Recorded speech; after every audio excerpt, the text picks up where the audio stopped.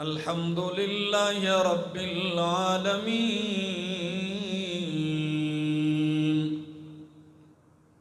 والصلاة والسلام على اشرف الانبیاء وامام المرسلین وعلى آلہ واصحابہ اجمعین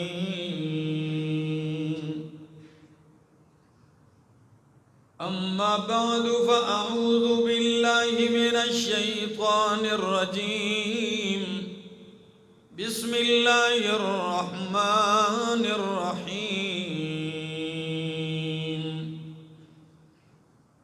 شہد اللہ انہ لا الہ الا والملائکۃ وأولو العلم قائما بالقسط لا الہ الا هو العزیز الحکیم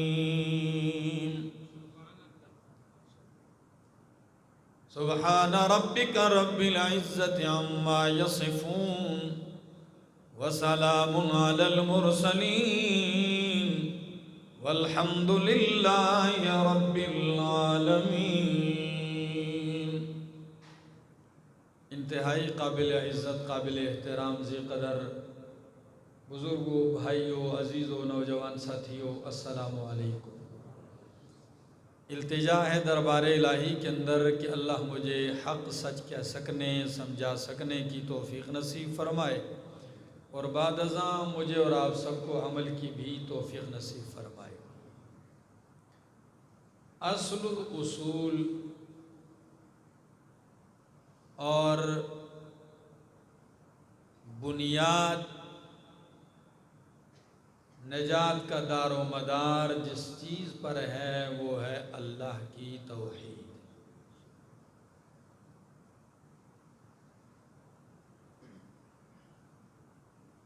اور کائنات کی تخلیق، جن و انس کی تخلیق اللہ نے اسی کے لیے کی ہے۔ اللہ کا قرآن کہتا ہے وَمَا خَلَقْتُ الْجِنَّ وَالْإِنسَ إِلَّا لِيَعْبُدُونَ، جن و انس کو ہم نے اس لیے پیدا کیا کہ وہ لیعبدون، میری ہی بندگی کرے، میری وحدانیت اور توحید کا پرچار کریں۔ یہی وہ عقیدہ ہے، یہی وہ بنیادی مسئلہ ہے کہ اللہ نے تمام انبیاء کا مشترکہ مسئلہ جو ذکر کیا ہے وہ یہی ہے۔ اور دنیا میں اتفاق کا فارمولہ جو ہے، اتحاد کا فارمولہ وہ یہی ہے۔ دونوں باتوں پہ غور کیجئے ذرا۔ تمام انبیاء کی بعثت اسی پہ ہوئی۔ اللہ کا قرآن کہتا ہے وَمَا أَرْسَلْنَا مِن قَبْلِكَ مِن رَّسُولٍ إِلَّا نُوحِي إِلَيْهِ أَنَّهُ لَا إِلَٰهَ إِلَّا أَنَا فَاعْبُدُونِ۔ سورۃ الانبیاء آیت نمبر 25۔ قرآن کہتا ہے وَمَا أَرْسَلْنَا مِن قَبْلِكَ مِن رَّسُولٍ، نہیں بھیجا ہم نے آپ سے پہلے کوئی رسول، یعنی جتنے بھی رسول آپ سے پہلے ہم نے بھیجے، إِلَّا نُوحِي إِلَيْهِ، مگر ہر ایک نبی کی طرف ہم نے یہ وحی کی ہے، یہ حکم بھیجا ہے۔ کون سا؟ انہ لا الہ الا انا فاعبدون، کہ بے شک لا الہ الا انا، کوئی الہ نہیں، کوئی معبود برحق نہیں، کوئی بندگی کے لائق نہیں ہے، کوئی حاجتیں پوری کرنے والا نہیں، الا انا، مگر میں ہی ہوں۔ اللہ کا حکم ہے الا انا، اللہ فرماتے ہیں میں ہی ہوں، فاعبدون، جب الہ میں ہوں، بندگی کا حقدار میں ہوں، تو فاعبدون، بس میری ہی بندگی کیجئے۔ اللہ، اور کبھی اللہ کا قرآن کہتا ہے سورۃ النحل آیت نمبر 36، وَلَقَدْ بَعَثْنَا فِي كُلِّ أُمَّةٍ رَسُولًا، ہم نے ہر امت میں رسول بھیجا، جتنی امتیں آئیں ہر امت میں رسول بھیجا، اور کیا کہا؟ أَنِ اعْبُدُوا اللَّهَ وَاجْتَنِبُوا الطَّاغُوتَ، کہ اللہ ہی کی بندگی کرو۔ تو تمام انبیاء کا مشترکہ مسئلہ، اتفاقی دعوت، تمام نبیوں کا جس پر اتفاق ہے وہ ہے اللہ کی توحید۔ لیکن عجیب بات ہے کہ جس مسئلے پر تمام نبیوں کا اتفاق تھا، آج وہی مسئلہ باعث اختلاف،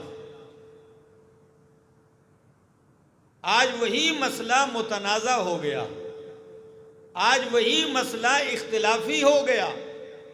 اگر کوئی عالم، کوئی مبلغ، کوئی داعی اللہ کی توحید ڈنکے کی چوٹ پر بیان کرتا ہے، لوگ کہتے ہیں یہ متشدد ہے، یہ سختی کرتے ہیں، کبھی کہتے ہیں یہ اختلافی بات چھیڑتے ہیں۔ میرا دوست، دنیا میں اس سے بڑا اتفاقی مسئلہ ہی کوئی نہیں ہے۔ یہی وہ مسئلہ ہے جس پر تمام نبیوں کا اتفاق ہے۔ کیا؟ لا الہ الا اللہ، کوئی الہ، کوئی معبود، کوئی بندگی کے لائق نہیں ہے، الا اللہ، مگر اللہ ہی ہے۔ اور یہی وہ کلمہ ہے جسے پڑھ کے بندہ مسلمان ہوتا ہے، لا الہ الا اللہ محمد الرسول اللہ، اسی کو کلمہ شہادت کہتے ہیں، اشہد ان لا الہ الا اللہ واشہد ان محمد الرسول اللہ۔ تو بات کر رہا تھا، اور اتفاق کی دعوت بھی اسی پر قرآن نے دی ہے۔ قرآن کہتا ہے میرا پاک پیغمبر، یہودی موجود ہیں، تورات کے ماننے والے، انجیل کو ماننے والے، نصارہ عیسائی بھی موجود ہیں، میرے پاک پیغمبر اعلان کر دیجئے کیا؟ قُلْ يَا أَهْلَ الْكِتَابِ، قُلْ يَا أَهْلَ الْكِتَابِ تَعَالَوْا إِلَىٰ كَلِمَةٍ سَوَاءٍ بَيْنَنَا وَبَيْنَكُمْ أَلَّا نَعْبُدَ إِلَّا اللَّهَ۔ کیا میٹھا انداز اللہ کا۔ تعالوا، پڑھے لکھے لوگ بھی موجود ہیں، عربی کو جاننے والے۔ اس آنے کے لیے بہت سارے لفظ استعمال ہو سکتے ہیں، ادھر آؤ، ٹھیک ہے، عربی میں بہت سارے لفظ ہیں، لیکن یہاں تعالو یہ لفظ استعمال کیا۔ تعالو علو سے ہے، بلندی سے ہے، یعنی آؤ بلندی چاہتے ہو، آؤ مقام و مرتبہ چاہتے ہو، آؤ شان چاہتے ہو، عزتیں چاہتے ہو، او اہل کتاب تو آ جاؤ بلندی کی طرف۔ وہ بلندی والا مسئلہ کیا ہے؟ اللہ نعبد الا اللہ، کہ ہم بندگی نہیں کریں گے الا اللہ، مگر کس کی؟ رکوع کرنا بندگی ہے کہ نہیں؟ بولیے۔ سجدہ کرنا بندگی ہے کہ نہیں؟ تو رکوع اور سجدہ کس کے لیے؟ اللہ اکبر۔ قربانی کرنا بندگی ہے کہ نہیں رب کی؟ طواف کرنا رب کی بندگی ہے۔ تو سچ بتاؤ ہری پور والو، طواف صرف کس کے گھر کا ہوگا؟ جانور ذبح کرنا اللہ کے نام پہ یہ بندگی ہے، یہ کس کے لیے خالص ہوگی؟ اور یہی وہ اتفاقی دعوت ہے، اللہ نعبد الا اللہ ولا نشرک بعضنا ولا يتخذ بعضنا بعضا اربابا من دون اللہ۔ ہم رب اللہ کو مانیں گے، آپس میں ایک دوسرے کو رب نہیں مانیں گے۔ یہ کیوں کہا؟ اس میں بھی ایک راز ہے۔ کیوں؟ وہ کہتے تھے کہ رب تو ہم اللہ کو مانتے ہیں، مالک تو اللہ ہے۔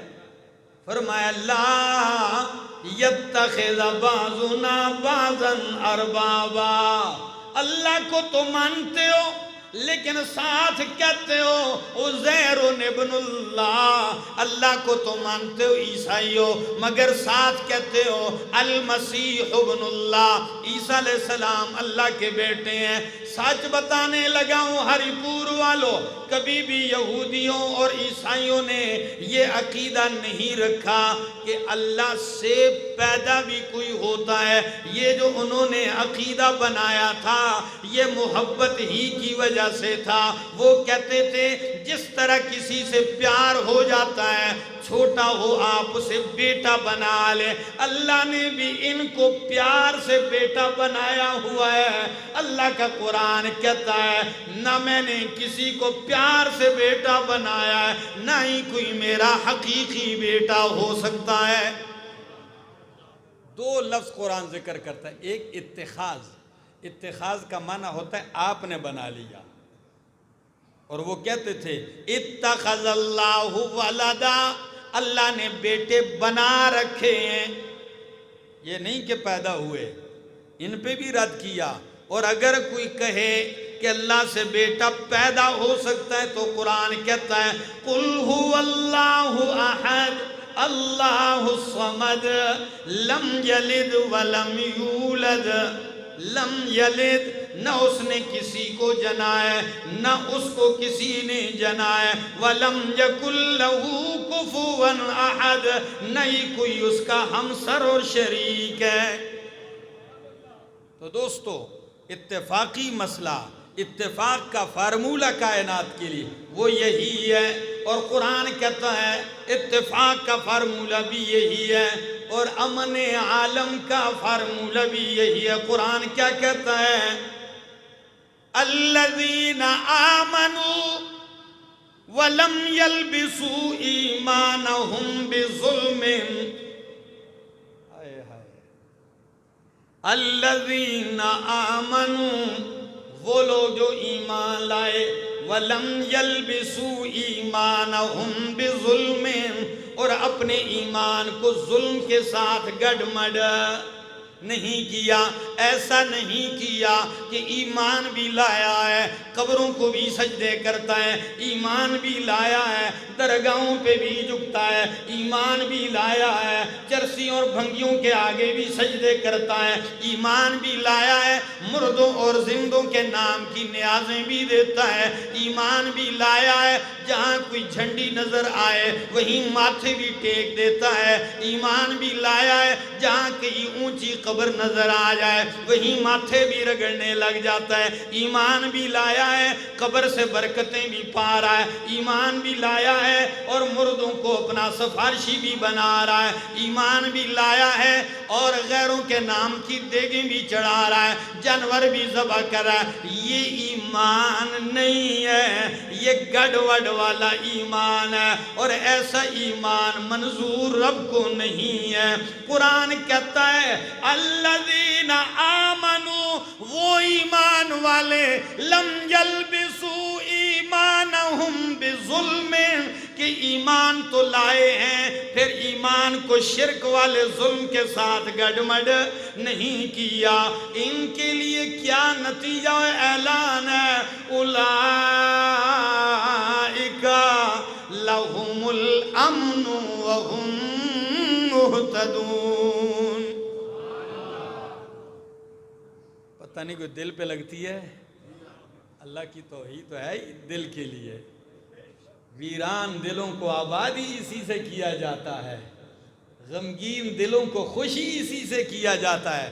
تو قرآن کہتا ہے جس نے ایسا ایمان پیش کیا کہ اس میں ملاوٹ نہیں تھی ظلم کی۔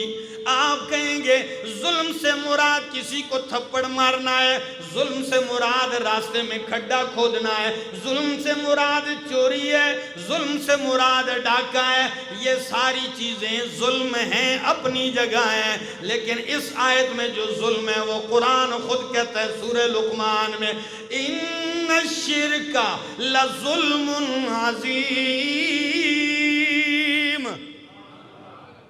کہ بڑے بڑے ظلم ہیں، لیکن تمام ظلموں میں سے بڑا ظلم کیا ہے؟ شرک ظلم عظیم ہے۔ تو شرک کی ملاوٹ نہیں کی ایمان کے ساتھ، تو ان کے لیے امن بھی ہے، یہی لوگ ہدایت یافتہ بھی ہیں۔ یقین کیجئے میرا دوست، آج لوگ کہتے ہیں فلاں کا جنازہ بڑا ہو گیا، فلاں کے جنازے میں بندے تھوڑے ہیں۔ آج سن لے او میرا توحیدی دوست، سن لے، تیرے جنازے میں ہزاروں کی صفیں نہ بھی ہوں، تیرے جنازے میں 10 لاکھ لوگ نہ بھی ہوں، میرے پاک پیغمبر کا ارشاد ہے تیرے جنازے میں صرف 40 بندے توحیدی کھڑے ہو جائیں، اللہ تجھے معاف کر دے گا۔ یہ نہیں ہے اگر مشرک آپ کے پیچھے 1 کروڑ بھی کھڑے ہو جائیں تو کوئی فائدہ۔ سنیے صحیح مسلم کی حدیث ہے، نبی کریم صلی اللہ علیہ وسلم فرماتے ہیں ما من مسلم یموت فیقوم علی جنازتہ 40 رجلا، جب بھی کوئی مسلمان مرتا ہے اس کے جنازے میں 40 بندے کھڑے ہوتے ہیں۔ کون سے 40 بندے؟ لا یشرکون باللہ، جو اللہ کے ساتھ کسی کو شریک نہیں ٹھہراتے۔ تو قرآن نبی کریم فرماتے ہیں الا شفعہم اللہ فیہ، اللہ ان کی سفارش اس بندے کے حق میں قبول کر دیتے ہیں۔ قربان جاؤں، یہاں میرے بیٹھنے والے ایک مقتدی، چند ہی ہفتے پہلے ان کا انتقال ہوا، حاجی اصغر صاحب، جن کی آواز مسجد میں میرے ہر بیان میں گونجتی ہے، بالکل بالکل یہ لفظ اکثر کہتے تھے تائید میں۔ وصیت کی کہ میرا جنازہ یہ پڑھائیں گے، اور ایک وصیت کا جملہ ساتھ یہ بھی، واہ بھائی، کہنے لگے بیٹے سے کہ کہہ دینا میرے جنازے میں اعلان کر دینا کہ میرے جنازے میں کوئی مشرک نہ آئے، بھلے 10 بندے ہی کھڑے ہوں لیکن رب کی توحید والے ہوں۔ یہ وصیت کی ہے۔ کچھ لوگوں کی موت پہ بندے کو رشک آتا ہے، ہم لوگ صفیں گنتے ہیں، 20 ہو گئے، 50 ہو گئے، نہ میرا دوست، عقیدہ اگر توحید کا ہے اور آپ کا جنازہ پڑھنے والا بھی کوئی نہ ہو، دفن کرنے والا بھی کوئی نہ ہو، رب کعبہ کی قسم جنت پھر بھی آپ کی ہے۔ یہ کیا ہے؟ اصل چیز اپنے دل میں اتارو، توحید کا عقیدہ۔ تو قرآن کہتا ہے اولئک لہم الامن وہم مہتدون۔ دنیا میں جتنی بھی بد امنی آتی ہے شرک سے آتی ہے۔ کیوں؟ لوگ کہتے ہیں حقوق تلفیاں ہو رہی ہیں، تو شرک سب سے پہلے مخلوق اللہ کی حق تلفی کرتی ہے۔ توحید اللہ کا کیا ہے؟ حق ہے، اور جو سب سے پہلے اللہ ہی کے حق پہ ڈاکہ ڈالے تو اس سے کیا انصاف ہوگا؟ دوستو، اللہ کا شکر ادا کیجئے کہ اللہ نے توحید کا عقیدہ نصیب کیا ہے۔ جس نے ماتھا بنایا اسی کے سامنے جھکتا ہے، جس نے بازو دیے، ہتھیلیاں دی ہیں، اسی کے سامنے اٹھتی ہیں، اور ایسے بازوؤں کو، ایسے ہتھیلیوں کو اللہ خالی واپس نہیں کرتا۔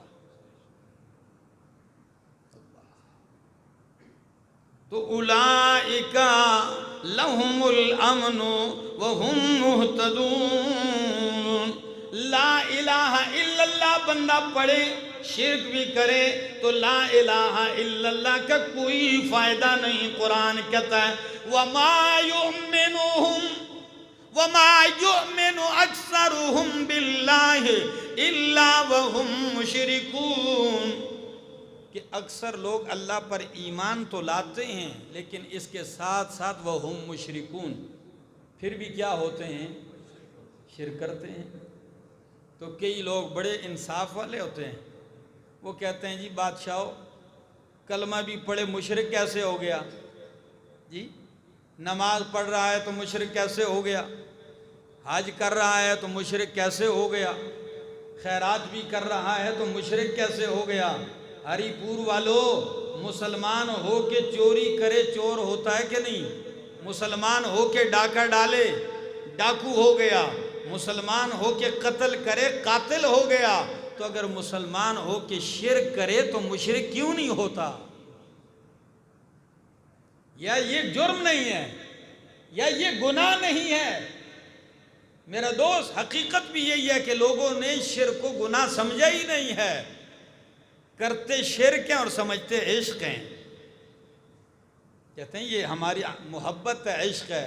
میرا دوست، یہ شرک کی بنیاد اسی محبت میں بھی تو ہوئی ہے، اسی محبت کی بنیاد پہ عزیر کو اللہ کا بیٹا بنایا گیا علیہ السلام، اسی محبت کی بنیاد پہ سیدنا عیسیٰ علیہ السلام کو اللہ کا بیٹا بنایا، اسی محبت کی بنیاد پہ مکے کے مشرک نے فرشتوں کو اللہ کی بیٹیاں بنایا تھا، ورنہ رب کو وہ مانتے تھے۔ بلکہ اللہ کا قرآن کہتا ہے، میرے سامنے اللہ کا قرآن ہے اور سورت کا نام سورۃ المومنون ہے، 18واں پارہ ہے۔ سنیے اللہ کا قرآن کیا کہتا ہے، وَلَئِن سَأَلْتَهُم مَّن خَلَقَ السَّمَاوَاتِ وَالْأَرْضِ، بلکہ شروع سے پڑھتا ہوں، قُلْ مَن رَّبُّ السَّمَاوَاتِ وَالْأَرْضِ، میرے پیغمبر پوچھ ان مکے کے مشرکوں سے آسمان و زمین کا رب کون ہے؟ وَرَبُّ الْعَرْشِ الْعَظِيمِ، رب عرش عظیم کا رب کون ہے؟ سَيَقُولُونَ لِلَّهِ، تو مکے کے مشرک بھی کہیں گے کہ آسمان و زمین کا، عرش عظیم کا رب کون ہے؟ فرمایا جب اتنا مانتے ہو افلا تتقون، پھر بچتے نہیں ہو شرک سے، پھر ڈرتے نہیں ہو شرک کے انجام سے؟ پوچھ میرے پیغمبر، قُلْ مَن بِيَدِهِ مَلَكُوتُ كُلِّ شَيْءٍ وَهُوَ يُجِيرُ وَلَا يُجَارُ عَلَيْهِ، میرے پیغمبر پوچھ ان سے کون ہے وہ ذات جس کے ہاتھ میں اختیار ہے؟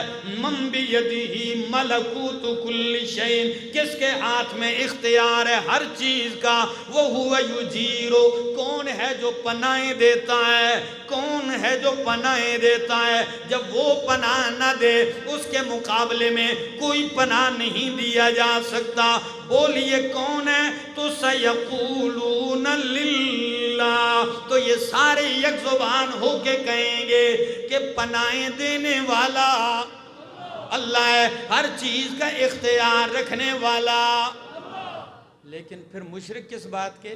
کہتے ہیں اختیار حقیقت میں اللہ کا ہے، ان کے آگے تقسیم کیا ہے، کچھ کچھ ان کو دیا ہوا ہے، تو یہ اللہ کے دیے ہوئے اختیار سے کام کر دیتے ہیں۔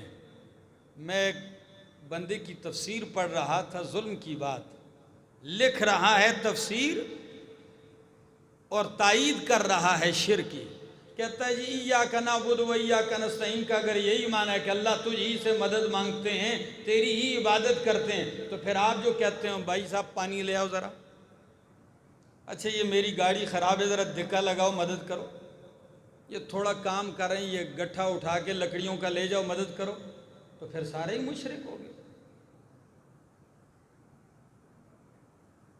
سوال سمجھ میں آیا؟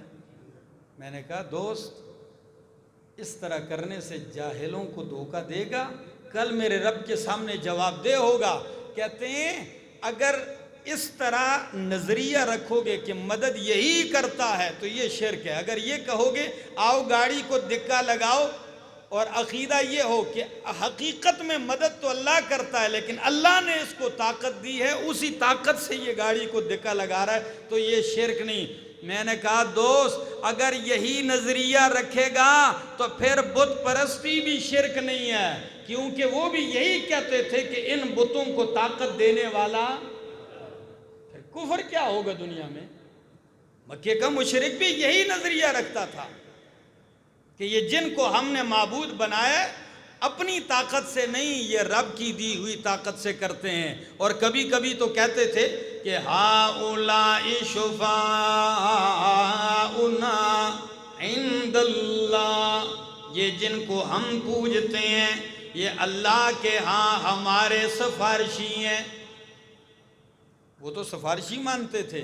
اور کبھی تو یوں کہتے تھے کہ ما نعبدهم الا لیقربونا الی اللہ زلفا، ہم تو ان کی پوجا اس لیے کرتے ہیں کہ یہ ہمیں رب کے قریب کر دیں، یہ تو رب کے قریب کرنے کا ذریعہ اور وسیلہ ہے۔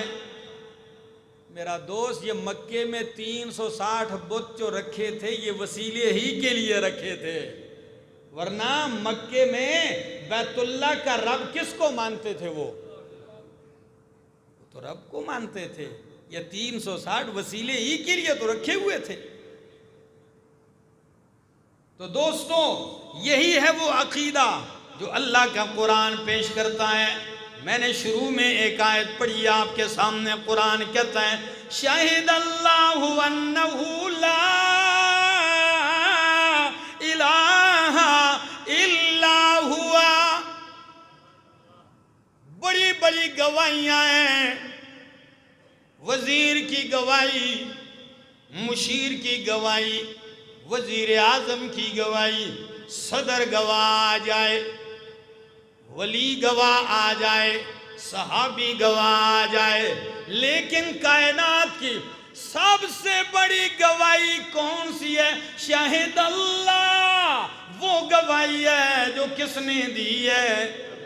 اللہ نے دی ہے۔ شاہد اللہ، گواہی دیتا ہے اللہ، شاہد اللہ، بیان اللہ، بیان کرتا ہے اللہ، شاہد اللہ، بتلاتا ہے اللہ، شاہد اللہ، قضى اللہ، فیصلہ کیا ہے اللہ نے کس بات کا؟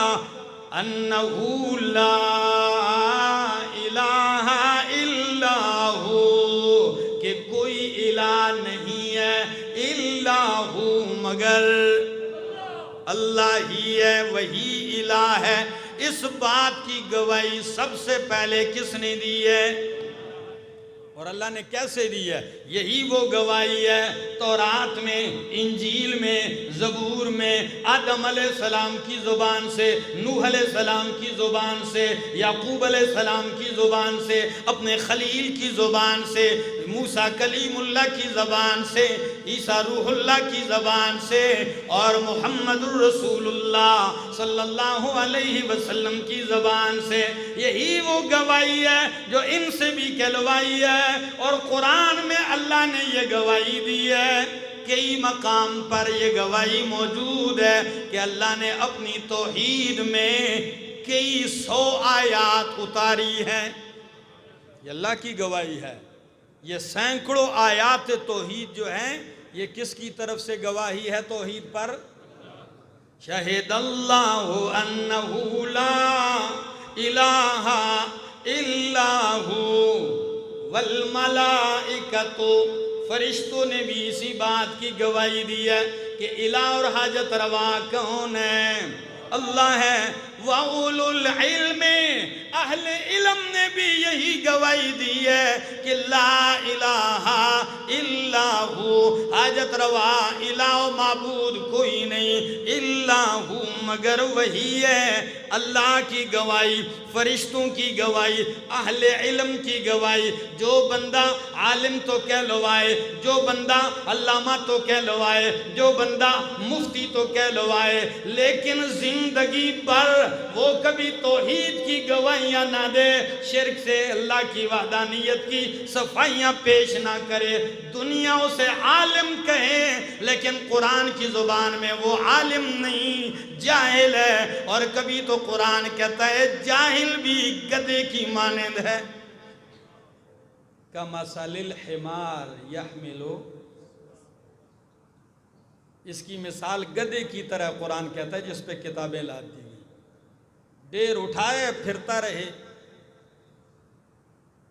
ساری زندگی گزر جائے، ہر موضوع پہ تقریر کرتا جائے لیکن رب کی توحید پہ بیان نہ کرے۔ یہ اہل علم نہیں۔ اللہ نے یہاں وہ اہل علم ذکر کیے جو اللہ کی شہادت کے ساتھ، فرشتوں کی شہادت کے ساتھ ان کی شہادت ہو، وہ کھڑے ہو کر اعلان کریں کہ یہ اللہ کی توحید یہ ہے، شرک کی تردید یہ ہے اور شرک یہ ہے۔ فرمایا قائما بالقسط، اللہ نے یہ گواہی جو دی ہے قائما بالقسط، یہ قائما مفسرین فرماتے ہیں یہ حال ہے، کبھی کہتے ہیں کہ لفظ اللہ اس سے حال ہے کہ اللہ نے جو اعلان کیا ہے یہ قائما بالقسط، قسط پہ، انصاف پہ قائم رہ کر اعلان کیا ہے توحید کا۔ اور بعض مفسرین کہتے ہیں کہ یہ حال ہے ہوا ضمیر سے، کہ اللہ کون ہے؟ ہوا قائما، یہ اس کی تفسیر بھی کر رہا ہے کہ قائما بالقسط، ہو ضمیر کہ اللہ وہ ہے جو انصاف کے ساتھ قائم ہے اور اپنے بندوں کے کاموں کی تدبیر کر رہا ہے عدل کے ساتھ، انصاف کے ساتھ۔ اور بعض مفسرین فرماتے ہیں کہ اس کا تعلق تینوں کے ساتھ ہے کہ اللہ کی گواہی بھی توحید انصاف پہ مبنی ہے، فرشتوں کی گواہی بھی توحید کی انصاف پہ مبنی ہے، جو عالم رب کی توحید بیان کرتا ہے اور اس کی گواہی دیتا ہے یہ بھی انصاف پہ مبنی ہے، یہی عدل ہے۔ اور جو یہ گواہی نہیں دیتا اسے کچھ عدل کا بھی پتہ نہیں ہے۔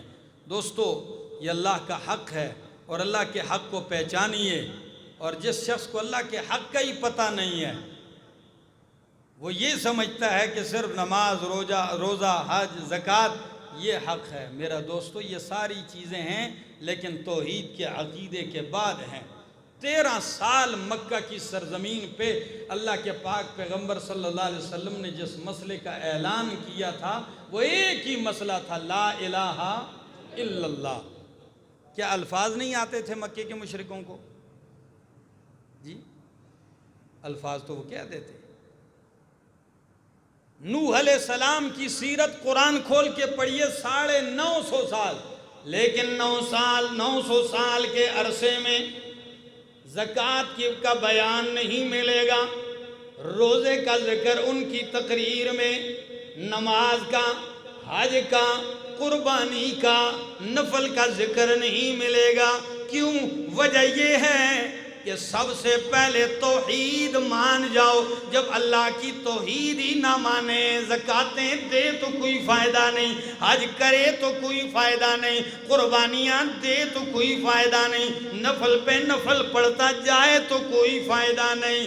ہاں اگر ایک بندہ ہے کعبہ بھی تعمیر کرتا ہے لیکن توحید کا پتہ نہیں ہے تو کوئی فائدہ نہیں۔ مکے کے مشرکین نے جب کعبۃ اللہ تعمیر کرنے کا اعلان کیا تو ساتھ یہ بھی کہا تھا کہ حرام کی ایک پائی بھی نہیں لانی ہے، پیسے لانے ہیں اور حلال کے لانے ہیں۔ تو سارے چندہ کرنے والے چندہ دے دے کہ جب فنڈ جمع ہوا تو وہ تھوڑا پڑ گیا، کم پڑ گیا، اب اس سے پورا کعبہ تعمیر نہیں ہو سکتا۔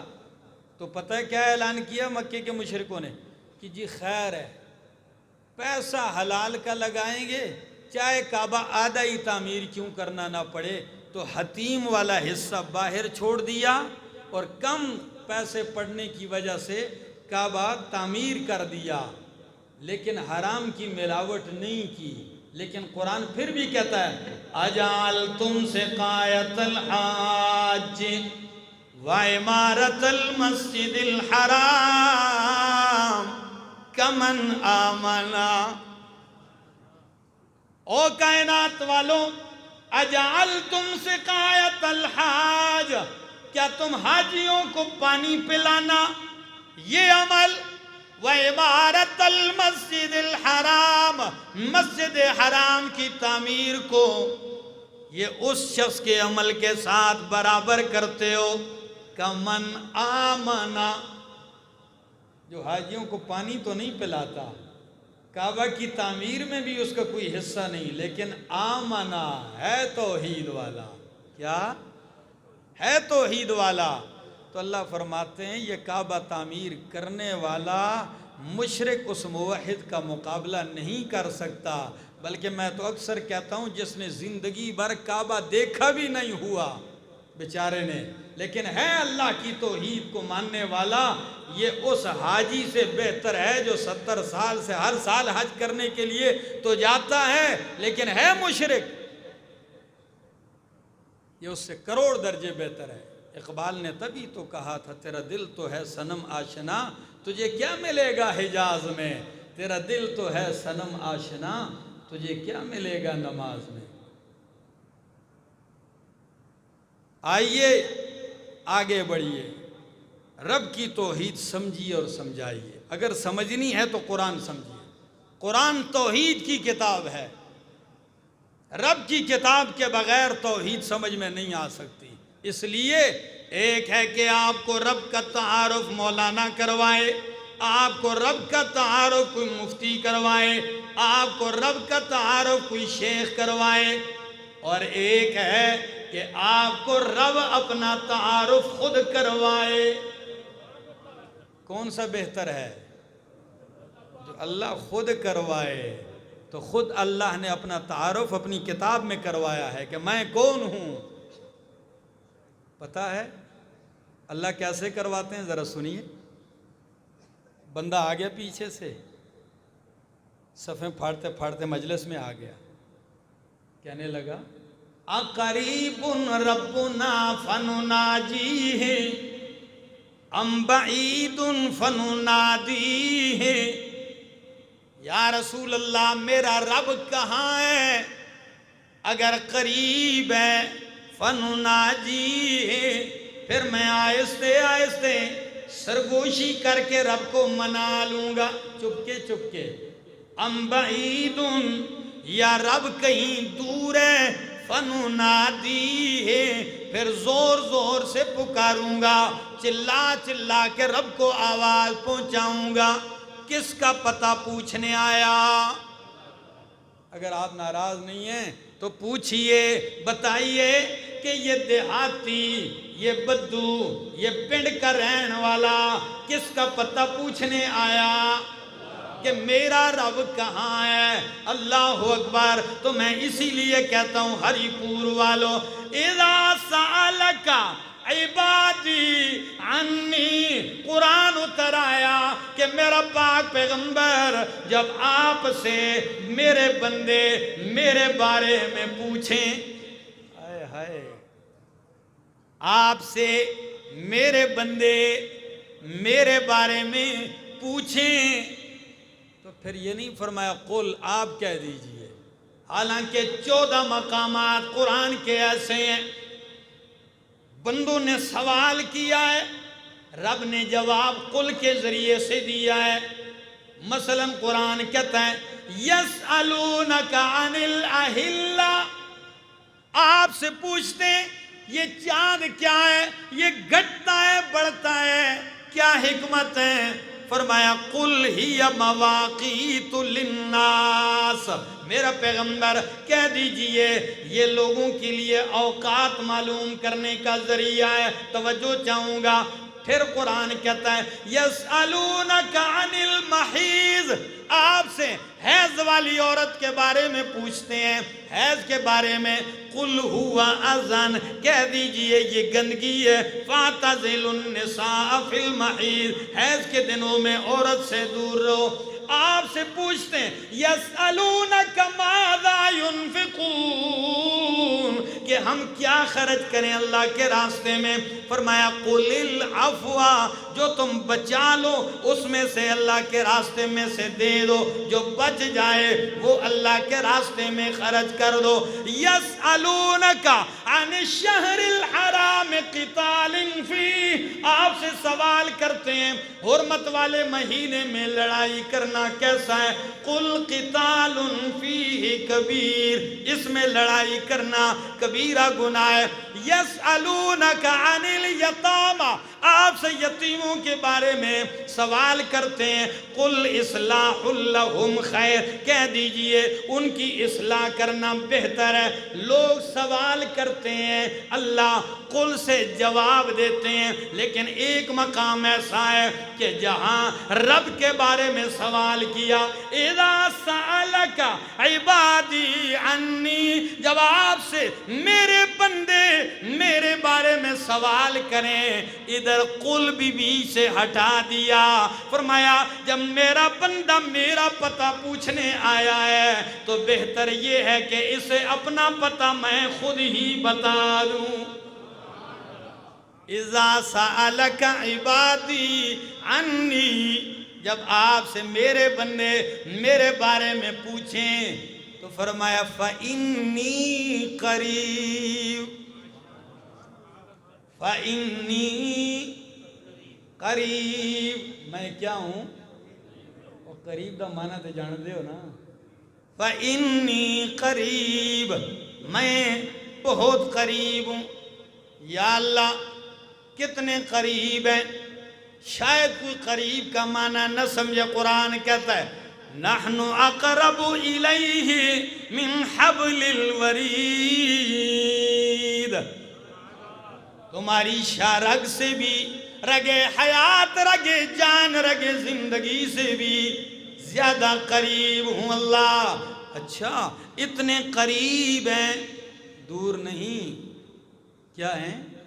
قریب ہیں۔ پھر ذہن میں سوال آیا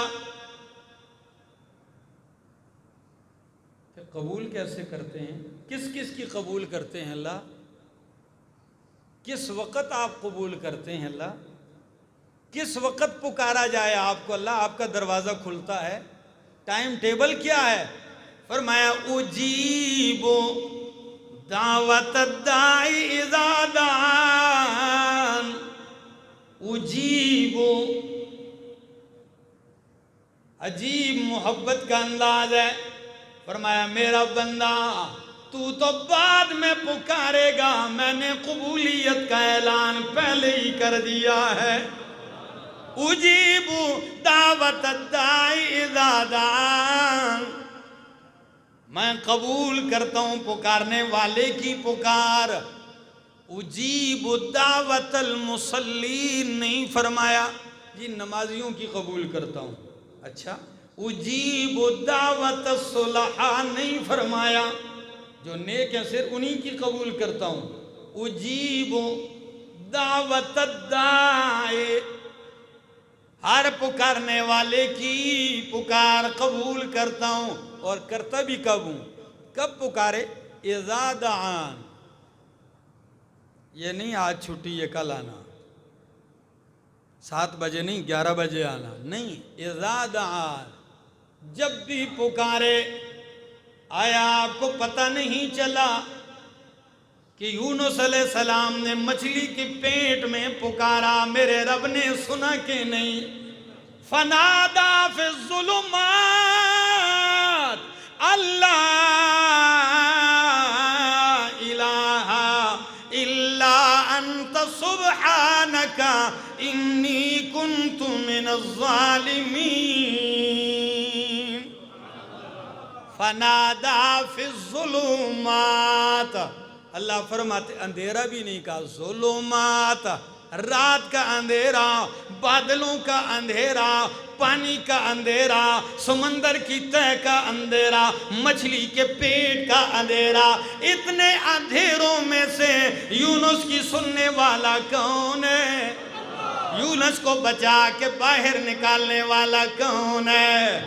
اسی لیے میں کہتا ہوں کہ وہی آقا، وہی داتا، وہی مشکل کشا سب کا، وہی آقا، وہی داتا، وہی مشکل کشا سب کا، وہی ایک غوث اعظم ہے، یہی للکار دیتا جا، اسی کے نام پہ مر لے، اسی کے نام جیتا جا، اسی کے نام کی میں ہو تو بھر بھر جام پیتا جا، راہ توحید میں گر ہوں سمندر شرک کے حائل، لگا دے جست موجوں میں طوفانوں سے نمٹتا جا، وہ جلتے ہیں تو جلنے دو جو ہیں توحید کے دشمن، وہ جلتے ہیں تو جلنے دو جو ہیں توحید کے دشمن، ندا وحدت کی قرآن سے گلی کوچوں میں دیتا جا۔ یہی ہے وہ عقیدہ۔ آئیے ساتھ دیجئے، اسی مسئلے میں آپ کا تعاون چاہیے۔ یہ عزم ہے ہمارا کہ جس توحید کے بیان کے لیے اور ماننے کے لیے رب نے پیدا کیا ہے، اسی کو انشاءاللہ بیان کرتے رہیں گے۔ اللہ عمل کی توفیق۔